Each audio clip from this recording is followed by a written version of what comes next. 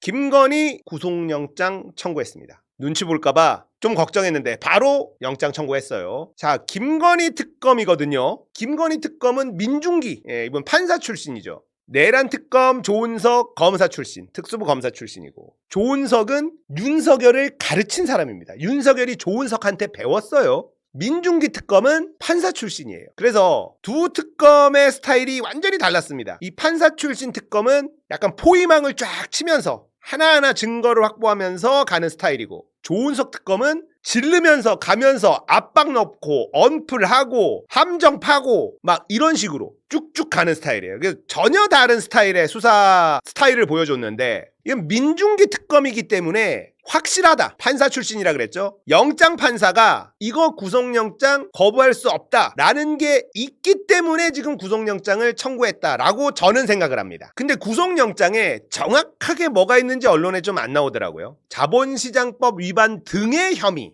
이걸 적용했다. 구속영장을 청구한다. 근데 구속영장은 결국 도주의 우려, 증거인멸의 우려, 요거 두 개란 말이에요. 근데 이제 조사를 한번 했지 않습니까? 어떤 걸로 조사를 했냐? 5가지예요. 엄청 많은데 그중에 5가지만 조사를 했어요. 도이치모터스 주가 조작, 선거법 위반, 허위사실 공표, 명태균 공천 개입이요, 건진법사 통일교 로비 의혹, 나토 순방 주얼리, 5개 혐의로 조사를 했다. 이 5개 가지고 100페이지의 질문을 준비했다고 하는데, 거기에서 빼박 거짓말이 드러났을 가능성이 저는 있다고 봅니다. 그렇게 조사 과정에서 거짓말을 많이 하면 구속영장에 사유가 됩니다. 왜냐하면 증거인멸 가능성이, 성실히 조사받지 않고 거짓말을 계속한다. 그러면 증거인멸 가능성이 높다고 보기 때문에 구속영장이 나올 가능성이 높다는 거예요. 그래서 어떤 부분이 있을까? 도이치모터스가 제일 셀 거라고 보고요. 도이치모터스는 수사해놓은 게 너무 많고, 그전 수사팀 중에 김건희를 잡아놓고 싶은 사람들이 꽤 있었어, 몇 명. 그래서 권력이 너무 세니까 김건희까지 가지 못했지만 권오수 재판에서요, 굳이 하지 않아도 될 질문들, 굳이 기록하지 않아도 될 문서들 같은 걸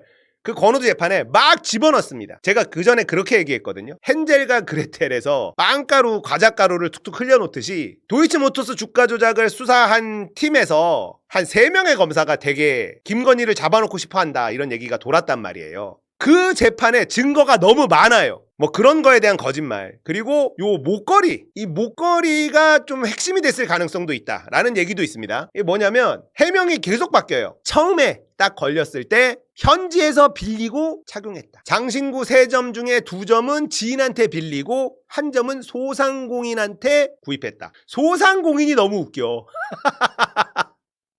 굳이 그냥 샀다 그러면 되는데 소상공인에게 구입하면은 뭐 달라져? 소상공인한테 졸라 비싼 장신구를 샀다. 이게 뭐야 진짜.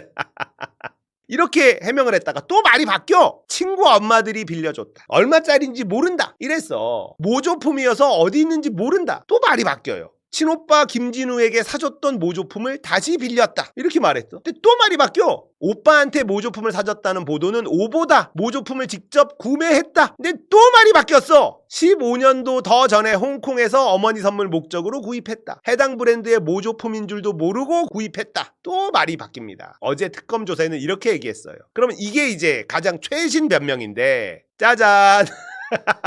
이 목걸이 2015년에 출시했어. 뭘 15년도 더 전에 홍콩에서 사. 없었어. 그리고 오늘 뉴스공장에서 주진우 기자가 무슨 얘기를 했냐. 반클리프 목걸이를 산 사람을 찾았다. 목걸이는 못 찾았는데 이거 백화점에서 샀다. 이거 누가 샀냐. 서희건설이 등장을 하는데, 서희건설의 맞사위가 누구냐면 박성근인가 검사 출신이 있습니다. 근데 이 인간이 한덕수 비서실장으로 쓱 들어갑니다. 서희건설이 이 반클리프 목걸이만 샀느냐, 그게 아니라 바쉐론 콘스탄틴, 졸라 비싼 명품 시계 있습니다. 시계 명품 중에도 급이 굉장히 높은 바쉐론 콘스탄틴, 요 시계도 샀다는 거예요. 반클리프 목걸이랑 콘스탄틴 시계랑 요렇게 산 거를 확인한 거야. 근데 김진우 장모집을 털 때 목걸이가 있었는데 그게 모조품이었잖아. 콘스탄틴 케이스랑 보증서가 거기서 나온 거야. 시계는 없는데 케이스랑 보증서가 있더라. 그러면 반클리프 목걸이와 그 콘스탄틴 시계는 김건희에게 간 거 아니냐,